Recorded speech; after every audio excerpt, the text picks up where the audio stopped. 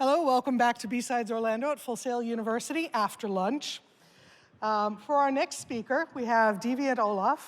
In addition, yes. All right, let's get the big whoop out of the way. Excellent. In addition to being the first known mountain climber to summit 9 of the 13 peaks in the presidential range while wearing a live raccoon as a blindfold, Deviant also became a New York Times best-selling author with his release in 2007 of the 3-volume biographical opus, Wax On, Wax Off, Wax Paper, The Life and Baking Recipes of Noriyuki Morita. Deviant flew here in an ultralight aircraft. He 3D printed himself using an edible resin. Elements of the plane will be our primary hors d'oeuvres at the after party. So if you're headed back to the West Coast, please keep in mind, if you've got a spare seat, he could probably use a ride.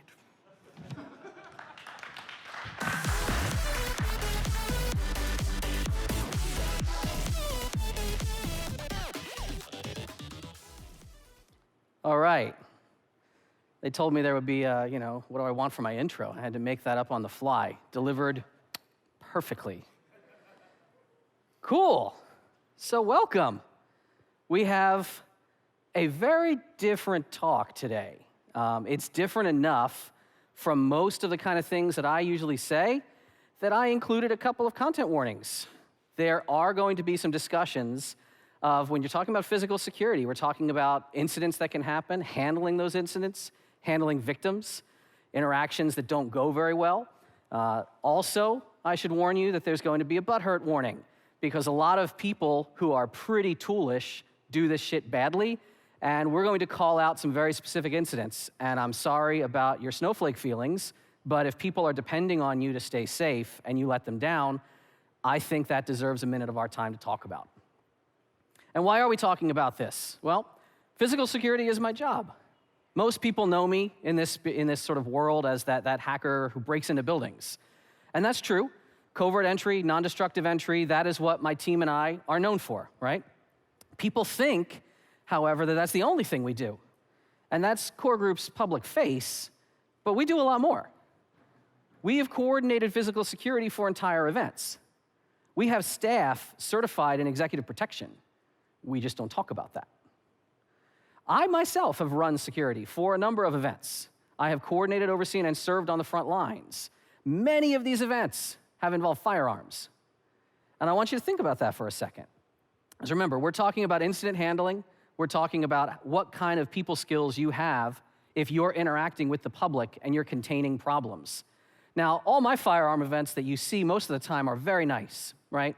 Because if there's ever actually been someone being a jackwagon, we contain that very quietly and professionally, and it's usually me who walks over and has a little conversation. I'm like, hey, are you having a good time today? We're glad you're out here. So we've had some reports of X, Y, and Z. If I see you, muzzling anyone else, we're gonna have this conversation again, and it's not gonna be this conversation. It'll be a different conversation. And then, thank goodness most people are really safe, but I have had to walk over and be like, hey, remember that other conversation? We're having it now. So I'm gonna stand here while you go ahead and pack up. And, it's no hard feelings. You're absolutely welcome back next year, but you're done on the line. And just standing there while someone else is holding a lot of firepower, telling them bad news has never gone sideways for me. Because there's a certain amount of discipline that you can learn, and I'd like to talk about, in containing incidents professionally. And I don't just do this as a professional, right? I have interceded in a lot of street conflicts. I've broken up fights between civilians. I've talked down guards and even other people in more official capacities. I remember one time there was this poor private who was on a plane. He got too drunk, and I talked down a couple of officers that were trying to NJP him over something. Who the hell knows what? But getting in the way of conflict is something I just do a lot of. And that's all right. This doesn't have to be your career. If you have any experience even with just customer service, you might know some of these skills. You might understand if you do sales or customer service, things like if I use the term pace and lead, if I talk about tactical civility. In fact, many times if somebody's all irked and they're like, I demand to speak to a manager because I'm white and privileged, they're gonna flip it to someone else whose job is essentially just to be a polite face, who understands how to interact with someone, who has the authority to make a situation better, but to contain it professionally. And if we had to distill down most of my advice, in the containing incidents section of this talk, there's really two large parts to this talk. If you're working physical security at an event, you're containing incidents or you're helping victims. And if we distill down the containing incidents, I'm not saying it's quite as simple as Roadhouse makes it sound, right? As fallacious as be nice. That's not like an actionable advice plan. But if you are just treating people with respect, if you are asking people questions as opposed to giving them orders that you're barking out, and you explain why your position is what your position is, you will get a lot of traction, even in really bad situations. And I'd like to talk about that, because in general, a lot of hackers, even people wearing staff badges at a number of events, don't always have the best people skills. And there's a fascinating little bit of anecdote here that ties in with this. And it has to do, I don't know if anyone is familiar with this. If you read the book Freakonomics, it was talked about there. Aaron Carroll is a doctor who has a show called Healthcare Triage. He's talked about this. There was even a peer-reviewed article in JAMA by Wendy Levinson, Deborah Roeder, and some others where they talk about doctors being sued for malpractice. And the interesting thing that the data bears this out, doctors who get a lot of lawsuits are not the doctors who make the most mistakes. Invariably, has anyone heard this story? It's fascinating human interaction kind of detail. Doctors who take the time to explain things to patients. Because most doctors, they're like, well, I know what's best for the patient. They really should follow my advice. You might be thinking that, but if you want to be thought of as a good doctor, if you want to avoid lawsuits and entanglements and problems, they've trained people, explain why your position is what your position is. Get the patient to really feel like they're being brought in on that decision-making, because it's ultimately their life. And the doctors who do that, even the ones who make mistakes, by and large, have far lower numbers of lawsuits and malpractice and things than the doctors who just kind of breeze through the day. It's all borne out, and this is how humans interact, especially humans in any kind of tense or crisis situation. If you explain to them why you're doing what you're doing, you will get a lot more emotional buy-in, and we don't train people that way a lot. Hackers in general, I said, aren't really good at people skills, but there's something especially unique about hacker events. B-Sides here, B-Sides Orlando is doing an amazing job with all their staff and with all the work, and it's a lot of it. It's a lot of logistical and emotional work that Ian and everyone else put in behind the scenes before you got here. They thought about a lot of the issues that we're talking about. Many times, when communities have sort of sprung forth as all volunteer-driven communities, those communities, as they grow up, have many times had this awakening where they're like, whew, there are some things we're not professionals about, and we really should talk to professionals. The gaming community, fandom, very much like the hacker community. They came up as all volunteer, but if you go to like PAX or Comic-Con or anything like that, you're going to see security being run by professionals with training. Not so much at HackerCons. HackerCons remain this very volunteer workforce. And I'm not throwing shade at DEF CON, by the way. They're going to be an example both of a con that had problems and has done a lot to become better. So I'm not picking on DEF CON, but when I say this might as well be the sign on the desk of some security officers at various hacker events, man. The attitude is why are you bothering me? What's this? Can't you just be adults? I'm not here for this. Bro, that's the only thing you are here for, is containing incidents. Learn how to do it properly or bring in pros.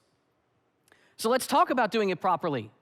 I'm not the most pro person at this, but I'm gonna give you a whole bunch of brain nuggets, and hopefully you take this and you take some links and some ideas, and you spin up some people with real skills that can help others when the moment really happens. Number one thing, everybody at all times when something is running hot needs to take a breath and slow down. And if you remember, wait, it will serve you really well. I don't mean wait as in pause on your watch. I mean, why am I talking? Ask yourself that question if you are in any position of authority over someone, especially when containing an incident. The power of not talking is huge. Not only because, in the words of the illustrious poet-fighter Rocky Balboa, if you're talking, you're not listening, but in general, not talking serves as a way to diffuse a situation, and you won't realize it. In a tense situation, if you've not had training, if you've never done workshops over this, you don't realize how much you get amped up. And if you're talking, you're gonna get more and more loud, matching the other person's intensity. Bring it down a notch. Not talking isn't just for, incident containment, right? If you're doing any kind of sales or negotiating, how many people have done any workshops that, there are some hackers that do like job negotiation workshops and resume workshops, salary negotiation. Selling, not talking is amazing. You're like, they say, okay, well, we're pretty sure that if we can do 75,000, that this is a very fair offer. You go, well, okay, we can do 76.5, but that's, with no reload. All right, you drive a hard bargain. We'll give it the 80,000 and we'll give you the first RSUs, they vest in 6 months. You're like, you got that without talking. Negotiation, by not talking, huge. If you're investigating a crime, I don't know if anyone here is on the job, but so much stuff, because humans, especially in tense moments, don't like silence. We are social animals. We want conversation. And if there is this gap in conversation, people get real antsy and start trying to fill it. And if you've ever watched interrogation room footage where an investigator is, okay, so you left there at 8 p.m. and you didn't go back to the house? No, I just went out with my buddies. Well, I had to go back there for my coat because I left it. Okay, I spent the night there, but that was after what you meant. And the investigator isn't talking. You're just getting more and more information, just giving someone room in the conversation to speak. And then lastly, of course, what we're really kind of driving at ultimately is if you're being kind to someone, if someone needs you, if they need a friend. I don't know if anyone knows ring theory about crisis events where, support goes in, bitching goes out. You don't stand there like, well, let me tell you, you had pain in your life. Well, I had this wisdom tooth out and it was horrible. What was that? Your cancer is what? No, you just don't talk. Don't talk, let them talk to you. And interestingly enough, investigating, negotiating, and counseling people when there's a problem, all of these three are skill areas that you need if you are on any kind of a security detail. And in general, a lot of people aren't great because they can't help themselves from talking too much in those kind of situations. Banshee is on this slide because she is a marvel. She's a wonderful, glorious human. She is on security and runs security for a number of events. And she understands the emotional connection that's involved in containing incidents and in listening to people about what they need and how to try to fix things. She's marvelous. I love her. The kind of king of all, learning how to use talking and non-talking effectively, does anyone know who this is? You can shout it out. No guesses. All right. This is Dr. George Thompson. Doc Thompson was originally an English professor. Then he became a beat cop. Then he developed a whole program of training for officers and other professionals called verbal judo, or sometimes known as verbal aikido, or verbal self-defense. He became an instructor and ran workshops around the country till his rather recent death. I think the doc passed maybe in 2015, I want to say. And his whole discipline is diffusing verbal conflict. In a conflict, basically, the person you're interacting with, if they have a bad situation going on, they're mad, right? Their goal, even if they don't realize it, is to get you mad. Even if they just want someone else riled up and brought down to their level. They want you to reflect, I'm angry, you should be angry. And if you get mad, you lose. Because you've now caved to them. You're letting them dictate the pace of the incident. Does this mean just being a pushover? Does this mean standing there and letting them shout at you until they get tired or something? No. What Doc talked about a lot was called tactical civility. And again, you can take whole trainings on this. Google tactical civility or Google verbal aikido, verbal self-defense. You will find these workshops that exist. In a nutshell, I'll give you the bullet right now. It involves getting on someone's level. And this is kind of a cute picture, right, of kneeling down. But again, if I have a crying child, the first thing I'm gonna do is take a knee. Because an open body posture, if you have someone who is sitting down and they're, oh my God, find a chair immediately. Get on their level and get on their level emotionally. Make a genuine connection with them if you can. Because if they're already having a bad time and now they're being towered over, which I literally witnessed. I witnessed at a HackerCon in New York. There was probably about a 200-pound, 6-foot-something guy just almost shouting down at this near tears, maybe 115 pounds, soaking wet with rocks in her pockets, trans woman. And I'm like, who the fuck put this person in front of people in crisis? This should not be happening. And I was not on staff, so I just went over and talked to her later, and we figured shit out. But genuinely try to connect to someone. If it's your job to contain incidents and to handle problems, guess what? You have to leave all your personal shit at the door. I mean, I'm not gonna, if someone comes up to me and I can just tell, everything about them tells me this person probably doesn't like the things I like, probably won't even like my friends, probably has very different political views than I do. If I'm just, J random person, I'll lean into and be like, oh my God, I can't tell you everything wrong in the world. If I have my I'm in security, if I have that hat on, you have to park that shit.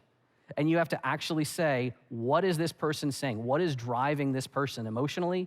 Because if you can't track that, if you can't empathize, you cannot solve the problem. And again, I said, it's not about being a pushover, right? The whole idea, and sometimes I really like the term verbal aikido more than anything else, because the idea is what you do. You validate and redirect their anger. Validate their anger and then redirect it somewhere more positive. So basically, it's 3 steps. If someone's bombing at you with oh my God, you're just so horrible, I need a rifle right now. I acknowledge what you're saying, and then you concatenate with either however, or and, or but. Then you pivot to sort of professional, goal-oriented discourse. And I'll give you a couple of examples that I've jotted down from, kind of memory, right? You might have some, oh my God, you're like, okay, I recognize that you want to speak to the head organizer right now, but they are asleep for the first time in about 36 hours. So let me work with you to figure out how I get someone else down here who has the authority to solve the problem you're having.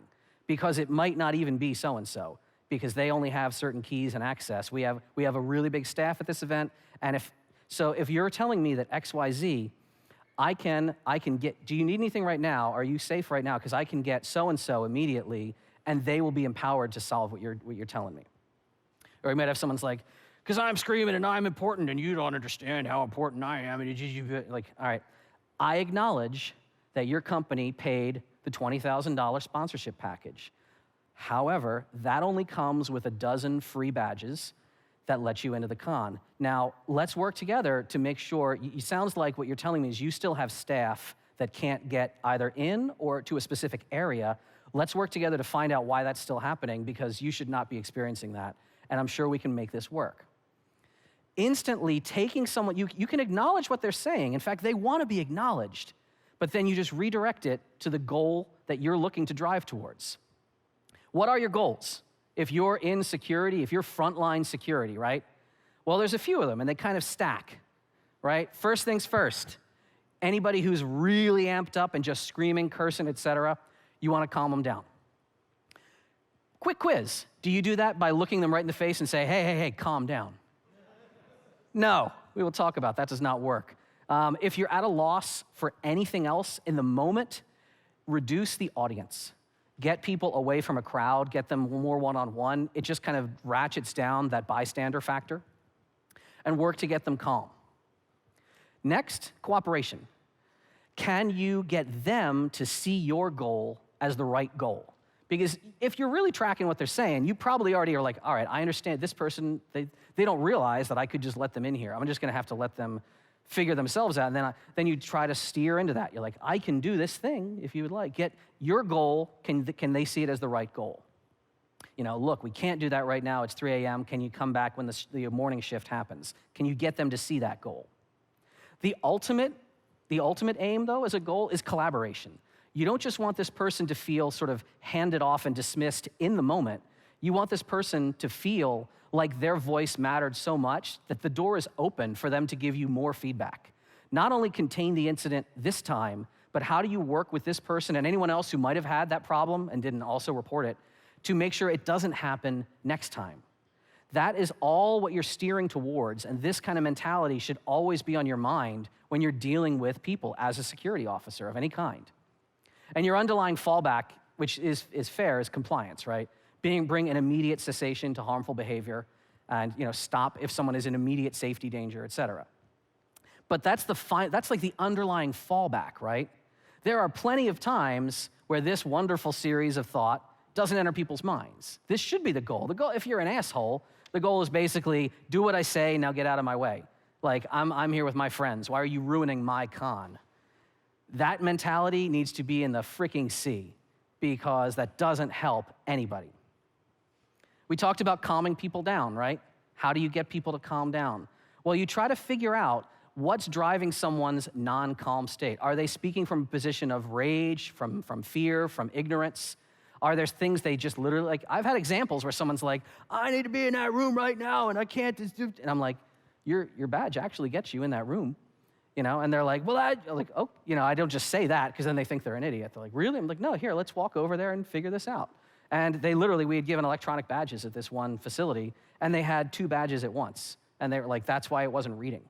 But again, I had to unpack like what was going on with this person. I'm like, no, I'm so sorry that that can malfunction like that. Now, is there anything else you need? And again, I had to just drive what was making them not calm. We said, do not just instruct people to calm down. This is not a good technique. It will never go the way you want it to go. Likewise, another phrase that you want to get out of your vocabulary if you're doing frontline security staff work is, I understand.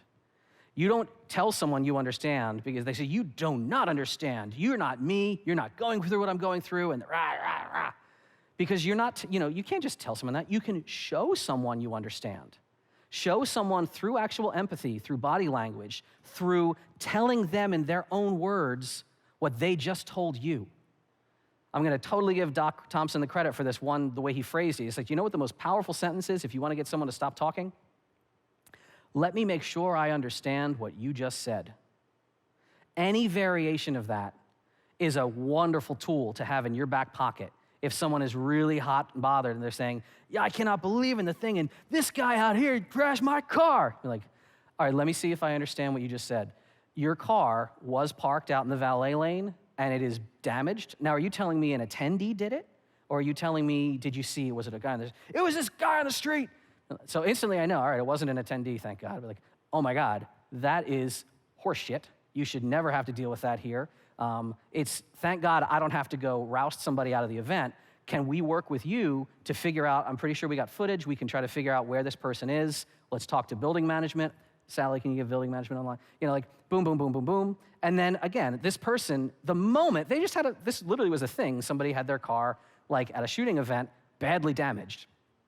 And I was, let me make sure I understand what you just said. Because instantly they're like, oh, this person's gonna tell me my words? I like my words. Tell me my words. That is how you bring someone into you. De-escalation.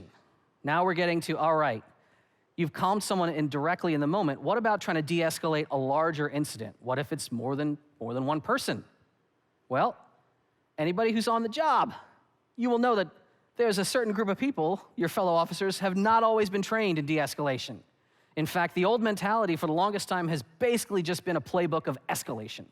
Let's talk about how that goes, right? First things first, you need someone from someone, you tell them what you need. Hey, can you get over against this side here, please? We need to talk to you. Maybe if you're talking to someone with some privilege, like you got a white guy here, you might get a please. But that is like where privilege ends. I've told you to get over there. And if he doesn't move, officer's then gonna order by demonstration of authority. Hey, are you deaf? I said get over against this wall. What if they're still not complying? Then you threaten. What is wrong with you? Do you want to get tased? Get your ass against that wall. And now what? Now you got nowhere to go. Talking time is over. You basically glare and stare and wait and then go hands-on. You've left yourself no other territory. And for years, this has been the playbook. From people with badges, people with security staffing, this has been it. De-escalation flips the whole thing around. And if you can, again, there are workshops for this. There have been so many lawsuits across the country that there's so much budget now in city payouts for hiring de-escalation training. There are a lot of outfits that will run real-life scenario workshops with you. If you want to learn de-escalation training, it's just a muscle. You practice it and you get better at it. So in a de-escalation scenario, what's the playbook? Well, first of all, you ask. Remember, right off the hop, you're not leading with a declarative statement. You're like, hey, would you mind stepping back onto these bricks here? We got a lot of people coming through here. We need to keep a right-of-way open because some people need to get down the street. Would you mind doing that, please? It doesn't cost you anything. It is no skin off your ass if the first sentence out of your mouth is an inquiry as opposed to a directive. If they don't do it immediately and the situation is not dire, there's no physical threat imminent, take a minute to explain. They're like, hey, look, I need to make sure that people can get through here so we don't have any complaints from the city of a right-of-way being blocked. If they do that, if we have too many people that can't get through, that's going to trigger a reaction where we need to manage the crowd a little differently right now. And I understand you want to be here. So that's why I need you to step back on those bricks. Is there enough room there? Because if there is, you need enough room and these people need enough room too. Then you present options. Present options in a way, this is trying to get the other person to see your goal as the right goal.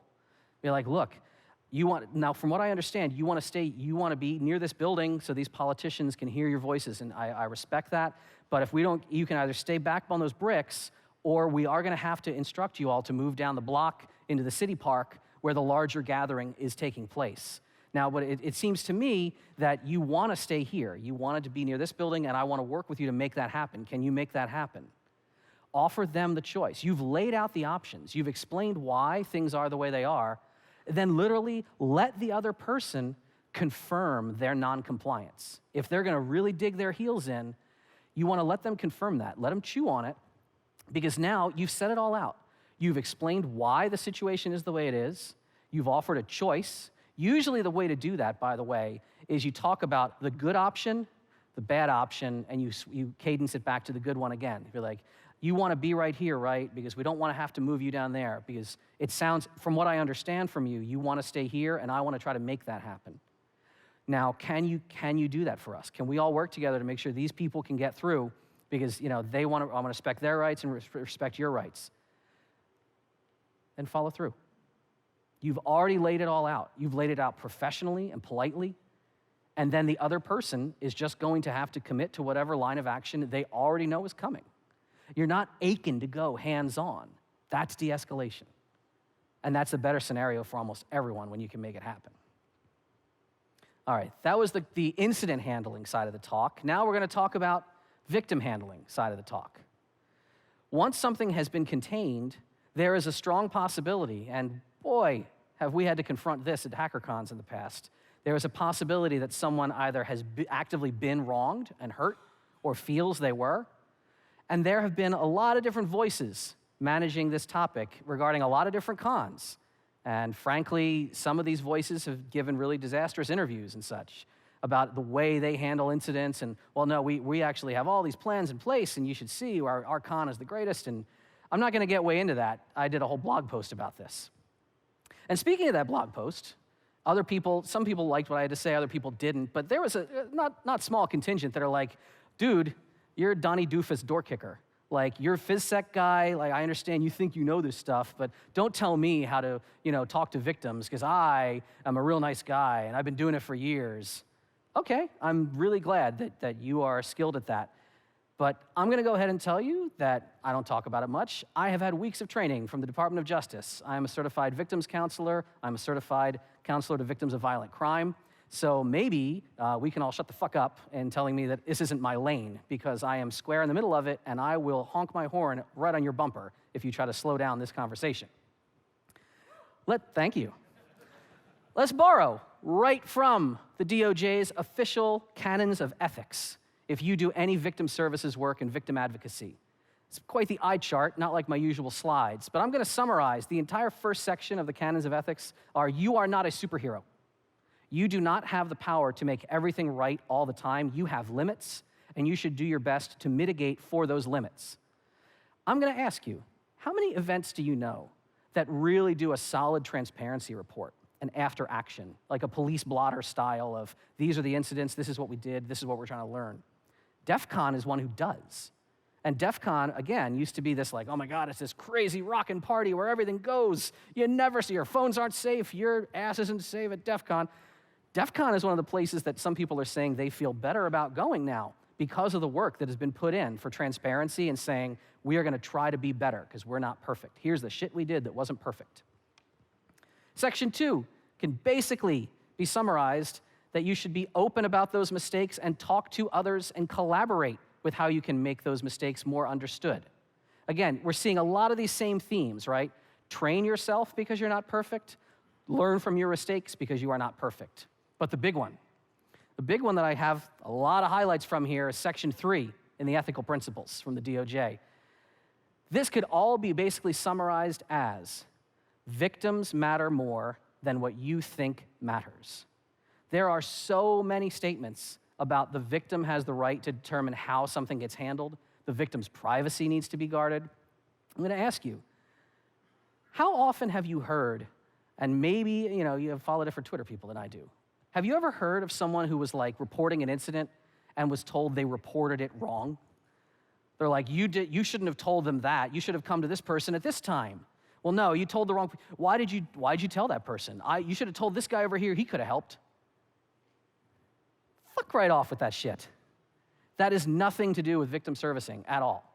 How many times have you heard of like leaked information? We've seen like whole DM logs basically get dumped online because somebody had a shit fit who was on staff at an event and said they didn't like that they were being trash talked by someone who felt like a victim. So they just dumped a bunch of DMs. Get in the fucking sea if that's your mentality. You do not understand what your goddamn job is. Here's a big refrain. I'm not even drinking because we're not drinking in here, right? But I'm cooking now. How many times have you heard this, right? Like, well, look, we couldn't do anything more because there wasn't any probable cause. The law is clear. The law is the law. We have to follow the law. I'm gonna blow your mind with the notion that if you are your own private community, you're your own event, your own posse of people, you are empowered to have your own rules and policies and standards that reflect your community values. And you are empowered to enforce them in your space. Just like if someone comes to your house for dinner, yes, I understand that many people, smoke in their homes. You're allowed to say, hey, don't smoke here. We don't smoke in this house. You're allowed to say, hey, don't say fag here. We don't queer bash in this house. You have the power to do that at your events. You are your own community. You can have your own standards. You want some examples of this? Literally that I'm, again, just pulling from my DOJ training. The military. The military has its own justice system. There are crimes that are unique to the armed forces that don't apply to civilian life. Everything from malingering, dereliction of duty, misuse of property, being drunk and disorderly, AWOL. There are whole rights that victims have. I'm sorry, not victims have. You know what Article 31 is, not the victims. Article 31 is accused parties. Does anyone in the service know what Article 31 is? Any JAG lawyers in here? It's essentially like glorified Miranda rights. You have more protections if you're accused of something in the service, because they said, we want to value this. We don't want to screw up someone's career track. Victims as well. Victims have special rights because their investigation is handled by a body that is unique to the service. You have the Army CID, you have NCIS, you have AFOSI. You have people who know the community helping in the investigation, even if it might get handed off to law enforcement. The victims themselves, anybody, again, if you're not in uniform, you've never heard of this, it might blow your mind. Rule 514 has to do with a victim's privilege to not have their case disclosed to authorities, because the armed forces actually recognize that you can train wreck your career if you have less privilege than the person you're accusing. And you can say, look, I need to talk to someone. I need to report this. This is called restricted versus unrestricted reporting. You're like, I have to work with my victim witness, associate. I have to report this. I need a friend, but I don't want this investigated right now. I don't want this pursued right now. In the civilian world, people think that's nuts. There are hacker cons that are like, well, obviously she was making it up because she didn't want us to call the cops. Like, that's a thing people have said.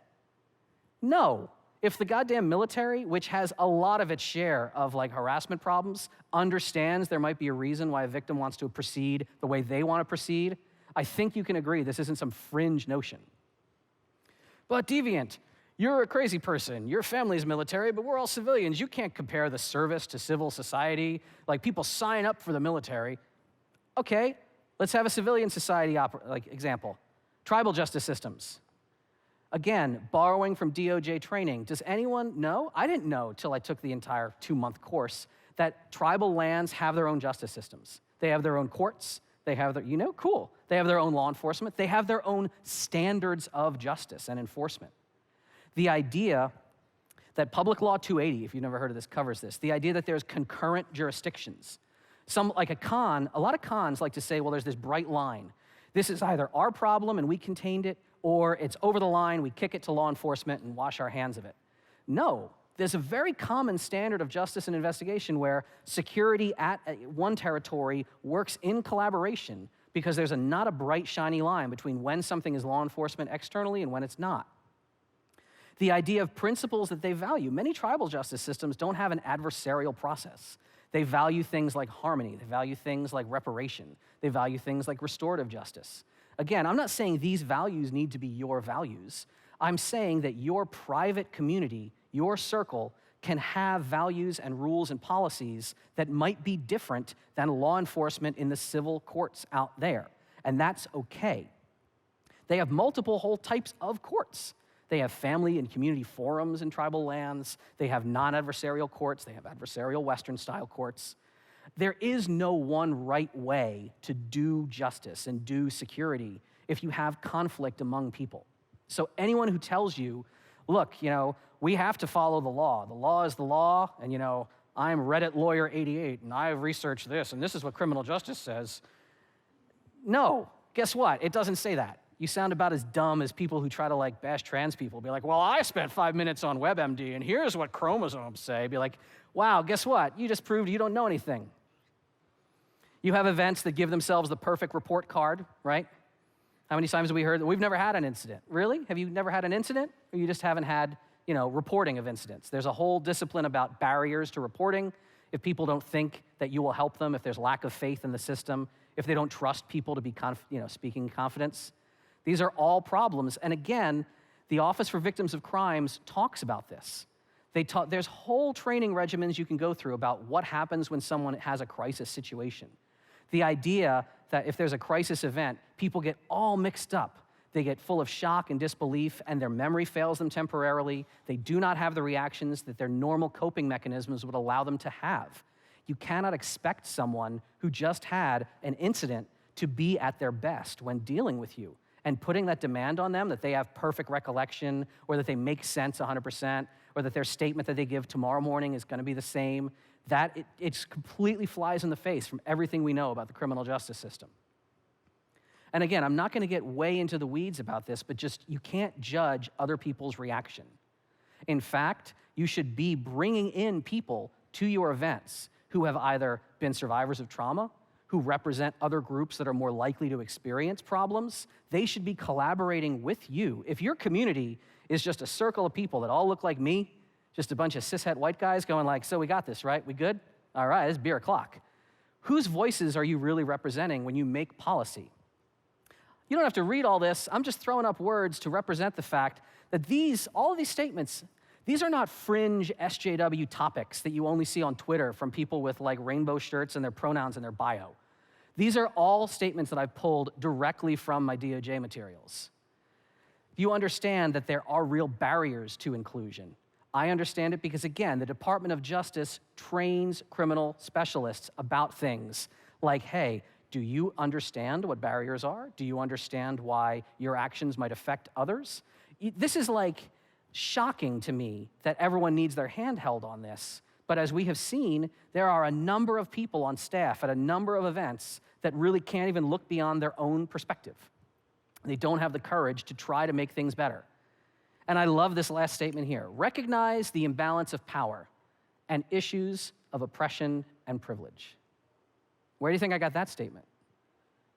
No, not from freaking hippy-dippy liberal land. This is, again, this whole time I'm quoting from DOJ.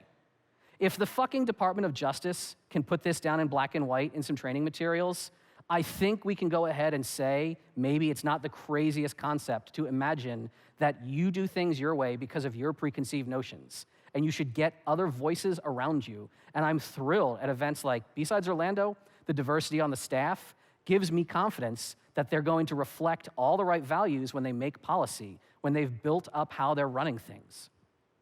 So what are my takeaways on this? And I know we're getting close on time. I got you. We'll be under the wire. All right. For handling incidents and for handling victims, right? Your values should reflect the values of the community you're trying to build. You should have a diversity of voices and self-assess. actually have multiple people. If people that don't look like you are saying, hey, there's a problem, don't dismiss them because they don't look like you. Just, be like, oh shit, what am I missing? You are telling me about my blind spots. Incorporate other voices into your policy and practice. And this leads me to my final section, which is brief. And I'm sorry, I'm astonished we have to keep talking about this. We are going to spend a couple of minutes talking about codes of conduct because you heard during the opening of B-Sides Orlando, they touched on it here. Other events have worked really hard to put codes of conduct in place. And a lot of misogynist fuckboys spend a lot of time just the hands come out of the Cheetos bag and start banging out and insults on Twitter, And because, again, this is what we hear from, I'm too kind that I photoshopped this guy's name. That's why women make up assault, and that's how they pretend that they need a code of conduct. That shit isn't even real. And by the way, fuck this bitch, because my friend at Offensive Security says that, good job, OffSec, that you have an employee leaking client data. Bang up work, fellas. Great job. But it's not just one clown, right? Like punching and taking cheap shots at a code of conduct is a super big pastime. It's time-honored among people with no emotional intelligence or maturity. And a lot of times, this is what it comes down to, right? It comes down to, a code of conduct is fucking dumb because a piece of paper can't keep you safe. Oh my God, this is a fucking stupid thing to say. Can I go ahead and just make the best analogy we've ever had in a conversation that tears this to pieces? I'm gonna let you all think for a minute about drunk driving laws. And if you give me 3 minutes here, maybe you might see what I see when I talk about this, because it just boggles my mind. Do you know when the first drunk driving law ever came out? It was just after the turn of the century. It's like 1906. And all throughout the 40s and 50s, we started to see, because then it was like, hey, drunk driving's bad. And then through the 40s and 50s, it was like, all right, well, here's what a blood alcohol test is. Here is how far over the limit you can be. Here is where, they started actually codifying the law with standards. And it really wasn't until after 2000 that all 50 states and all districts and American territories had uniform laws. So imagine a drunk in a bar, right? You got a guy at the end of the bar, and he's just telling you he's a real asshole type. He's like, and that's why you should invest in my blockchain technology. Is that guy, right? But he's a real smart guy. He's like, and let me tell you about these fucking drunk driving laws, because they're bullshit. Look at me. I drive right now. Drunk driving laws can't stop me. Laws don't stop any behavior that's bad. The laws are stupid. You'd think that person was a fucking tool. Because, of course, laws don't prevent bad behavior. Laws exist for society to codify its norms and have ramifications for bad behavior. So then drunk idiots like, well, you said the first law was 1906. I bet you ever since all those other laws is just nanny state, just layering more laws and more laws that we didn't need. Okay, let's talk about the standards. Let's talk about actual blood alcohol standards. And let's talk about an analogy with two different drivers. We got this guy, and we've got this person here. We'll call her Andrea, because she is, in fact, Andrea Jenkins, the first black trans woman to ever be elected to public office. The other guy, we'll call him Dave. Not because that is really his name. I have no idea what his name is. I put average-looking white guy into Google. Let's say they both go to one of these little Orlando roadside tiki bar restaurant type joints, right? Dave watches a hockey game, has 5 beers. Andrea has her dinner. She has a glass and a half of wine. Now, an hour into this evening, Dave is not legal to drive. Andrea is. They drive home, because the drunk driving law didn't stop them, right? If they get pulled over, what's likely to happen? What's likely to happen with Dave, first of all? What is the chance that he is instantly going to be recognized as part of the peer group of the people pulling him over? In a small enough town, what's the chance he bowls with their sergeant on Friday nights? Is he likely to be calm in front of the cops because cops don't threaten him? Are they likely to be like, hey, how you doing? Can you make this car get home tonight, Dave? With no specific law that says, well, this is 8.08 is illegal, what's the chance Dave gets let go? What about Andrea? What's the chance that, again, she's not drunk, but maybe there's still some wine on her breath. What's the chance that her interaction with law enforcement will not go well? What is the chance she actually gets taken in? Now, maybe she beats the charge, maybe she doesn't. But if there's no specificity in the law that says this is the standard of legal and not legal, it leaves her kind of hanging out to dry.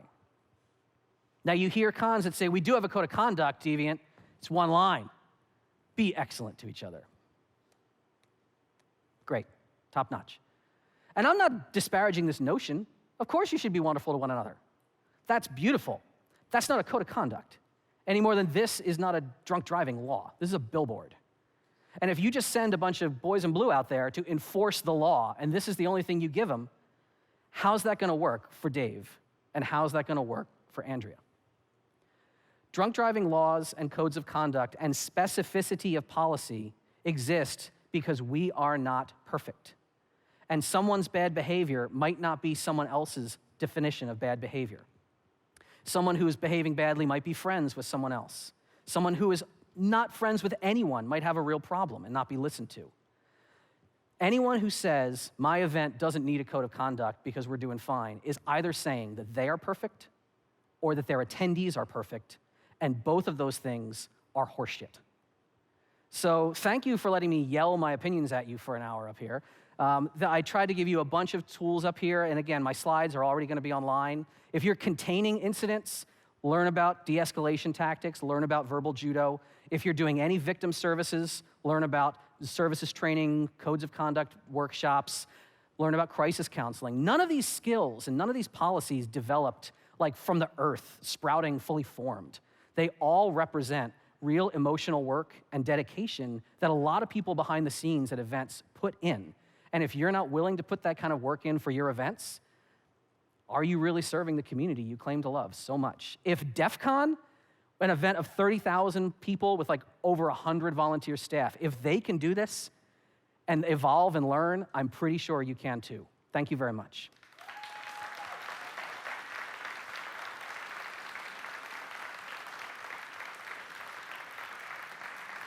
Thank you. Thank you so much. So you can, send me hate mail or block me on Twitter, or you can ask me questions if we have crowd mics, or I'll just repeat a question if you want to shout one out. All right, that might be it. Thank you again. Thank you, B-Sides, for having us all here.